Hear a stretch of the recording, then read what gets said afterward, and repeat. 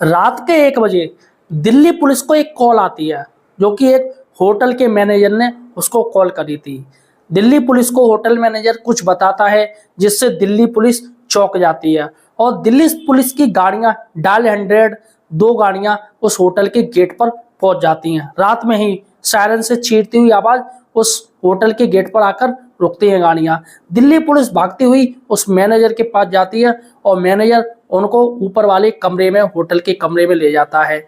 जैसे ही दिल्ली पुलिस खुलती है, वहां पर एक महिला की लाश पड़ी हुई थी।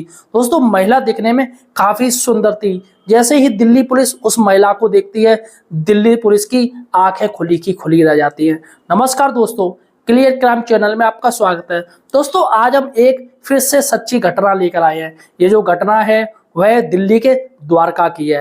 लेकिन दोस्तों, घटना सुनाने से पहले मैं आपको अपने कुछ पाठकों के नाम बता दूं, जिन्होंने मुझे कमेंट सेक्शन में अपने नाम भेजे हैं। तो हमारे साथियों के जो नाम है, तो पहला कमेंट है अजय यादव का, और दूसरा है महेश कुमार वर्मा का, जो कि गया बिहार से है, और तीसरा है my name Ajay from Vaishali से, जो कि बिहार में है। दोस्तों, अगर आप भी अपना नाम मेरे चैनल पर देखना चाहते हैं तो मुझे कमेंट सेक्शन में आपके शहर से हो, आपका नाम क्या है, मुझे कमेंट सेक्शन में जरूर लिखिएगा। इसके साथ ही क्लियर क्राइम चैनल को सब्सक्राइब जरूर कीजिएगा। दोस्तों, ये जो कहानी है वह 30 वर्षीय दीपा की है। दीपा दिखने में काफी सुंदर थी। इसके साथ ही दीपा का जो पति था राकेश, वह दीपा से करीब 8 साल बड़ा था। जी हाँ, दीपा और राकेश की शादी हो गई थी। चूंकि राकेश दिल्ली में प्रॉपर्टी डीलिंग का काम करता था, तो वह पूरे पूरे दिन सुबह निकल जाता काम पे और पूरे पूरे दिन वह अपने ऑफिस में रहता था। इसके साथ ही रात को 10 बजे वह लौट के आ पाता था। इसके साथ ही दीपा के 2 बच्चे भी थे। 2 लड़के थे दीपा के, जो कि छोटे छोटे थे और वह स्कूल जाते थे। अब दोस्तों, दीपा पूरे दिन घर पे बोर होती रहती थी, कहीं टीवी देखती, कहीं मोबाइल देखती। लेकिन दोस्तों, उसका मन यहाँ पर नहीं लग रहा था, जिसकी वजह थी उसका पति राकेश। क्योंकि राकेश काम में इतना बिजी रहता था, वह दीपा पर ज्यादा ध्यान नहीं दे पाता था। अब दोस्तों, यहाँ पर मैं आपको बताता हूँ कि औरत एक रोटी कम खा लेगी, लेकिन उसकी जो शरीर की भूख है वो उसे पूरी चाहिए। राकेश अपने परिवार को लेकर ज्यादा गंभीर था। वह सोचता था कि बस पैसा ही सब कुछ है। एक बार क्या होता है कि दीपा एक ज्वेलरी शॉप पर जाती है। छोटी सी ज्वेलरी शॉप थी, वहां जाके बिछिए बनवाती है। उसके भैया की शादी थी, तो वहां पर जाके बिछिए बनाती है। तो वहीं पर एक रोहित नाम का लड़का था, जो कि काफी सुंदर था। दीपा रोहित के पास जाती है, उससे बिछिए लेती है और धीमे धीमे दोस्तों, जब भी कोई मार्केट आना जाना होता तो रोहित रास्ते में मिल जाता, जिससे दीपा मुस्कुरा देती।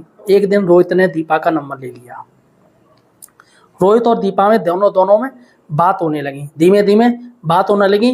पहले तो ये काम के लिए होता था कि ये मेरा बिछिया है, गोल्ड क्या रेट का चल रहा है, ऐसे दीपा पूछती रहती। फिर धीमे धीमे दोनों में गंभीर रूप से बात होने लगी। घंटों घंटों बात होती रहती। अब चूंकि राकेश ध्यान नहीं दे रहा था कि उसकी बीवी किस ट्रैक पे जा रही थी, और दीपा को सिर्फ रोहित ही पसंद आ रहा था।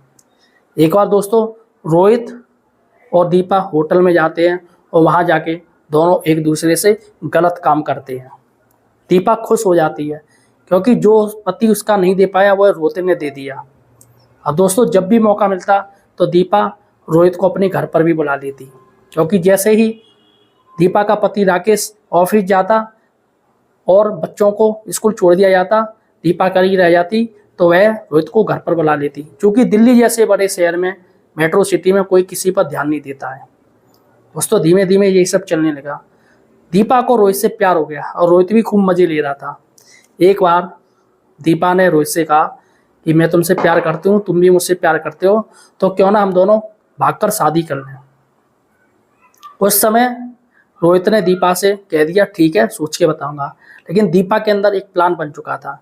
वह रोहित के साथ अपनी जिंदगी बसाना चाहती थी। वह रोहित को प्यार करने लगी थी, लेकिन रोहित सिर्फ मजे लेना चाहता था। धीमे धीमे रोहित टाल देता, दीपा पूछती शादी, फिर भी टाल देता। एक बार दीपा ने जिद कर ली। मार्केट में वो रेस्टोरेंट रोहित ले गया था, तो दीपा रोहित के सामने रेस्टोरेंट में ही चिल्लाने लगती है, शादी करोगे या नहीं, जिससे रोहित थोड़ा होपलेस हो जाता है। और रोहित के अंदर एक चुभन आ गई कि अब दीपा हाथ से निकल चुकी है, अब ये शादी के लिए मेरे पीछे पड़ गई है। मतलब रोहित को लगने लगा कि उसने एक आफत लगा ली और वह आफत से छुटकारा चाहता था। अब दीपा जब भी रोहित को कॉल करती तो रोहित काट देता, उठाता नहीं या कोई ना कोई बहाने बजा देता। अब धीमे धीमे रोहित ने बात भी कम कर दी, लेकिन दीपा पागल थी रोहित के प्यार में। रोहित को वो छोड़ना नहीं चाहती थी। कहीं वो दुकान पे आ जाती तो ग्राहकों के सामने उनमें बहस हो जाती। ऐसे रोहित काफ़ी परेशान हो गया था। फिर उसने अपने दोस्त को ये प्रॉब्लम बताई। दोस्त ने उसको तरीका बताया, क्योंकि उसका जो दोस्त था, रोहित का दोस्त, वह क्रिमिनल टाइप का था। उसने उसको एक तरीका बता दिया, वो था दीपा को रास्ते से हटाने का। पूरा प्लान उन्होंने बना लिया, क्या करना है क्या नहीं करना है। रोहित एक बार दीपा से कहता है, ठीक है, अगर तुम्हें भागना है, मुझसे शादी करनी है, तो एक लेटर लिखो अपने पति के विरुद्ध कि मैं पति से दूर जा रही हूँ, मुझे पति से कोई मतलब नहीं है, ये है वो है, ऐसा कुछ लिखो और लेटर वहाँ छोड़ के और सारा सामान लेके तुम आ जाओ। रोहित का ये प्लान था। रोहित सब कुछ सेट कर देता है। दीपा रात में ही चुपचाप लेटर लिख लेती है और जैसे ही बच्चे और राकेश ऑफिस जाते हैं, दीपा अपना सामान बटोरती है, सारा ज्वेलरी पैसा रखती है और लेटर को वहीं छोड़ के वह रोहित के बताए हुए होटल में पहुंच जाती है। वहाँ पर दोस्तों रोहित और दीपा आराम से मिलते हैं, बात करते हैं, दोनों आपस में प्यार करते हैं। अब चूँकि रात के 12 बजे का प्लान था तो रोहित अपने दोस्त को बुला लेता है।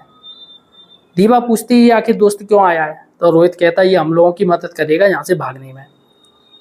फिर दोनों में कुछ ऐसा होता है कि बहस हो जाती है और रोहित पिस्टल लाया हुआ था, उसमें साइलेंसर लगा के, और रोहित का जो दोस्त था वो दीपा का मुंह दबा देता है और दीपा के पास से सट के गोली मार देता है।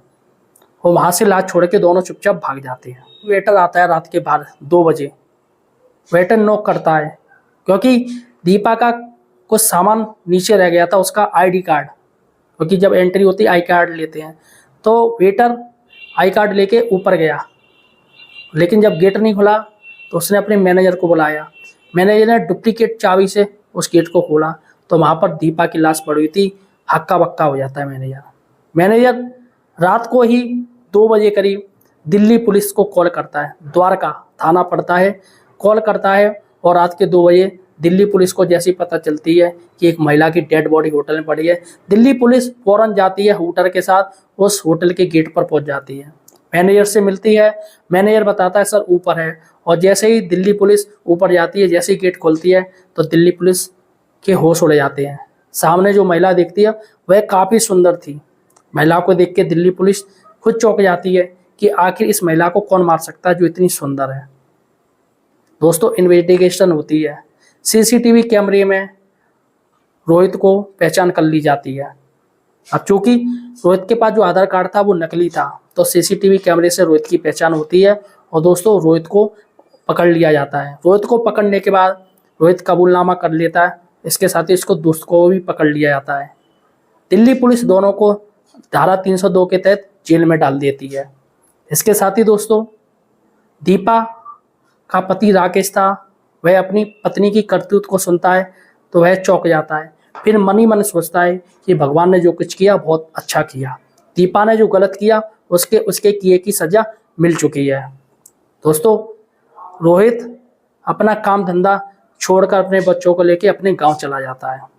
तो दोस्तों मेरा जो मकसद है ये सच्ची घटना बताने का, वह समाज में किस तरीके की कुरीतियाँ हैं, किस तरीके की महिलाओं की सोच होती जा रही है, आदमियों की सोच होती जा रही है, उन सब से मेरा आपको सावधान करने का इरादा है कि आप सावधान रहिएगा, सतर्क रहिएगा। इसके साथ ही दोस्तों आप किस शहर से हो, आपका नाम क्या है, मुझे कमेंट सेक्शन जरूर बताइए और क्लियर क्राइम चैनल को सब्सक्राइब जरूर कीजिए। धन्यवाद दोस्तों।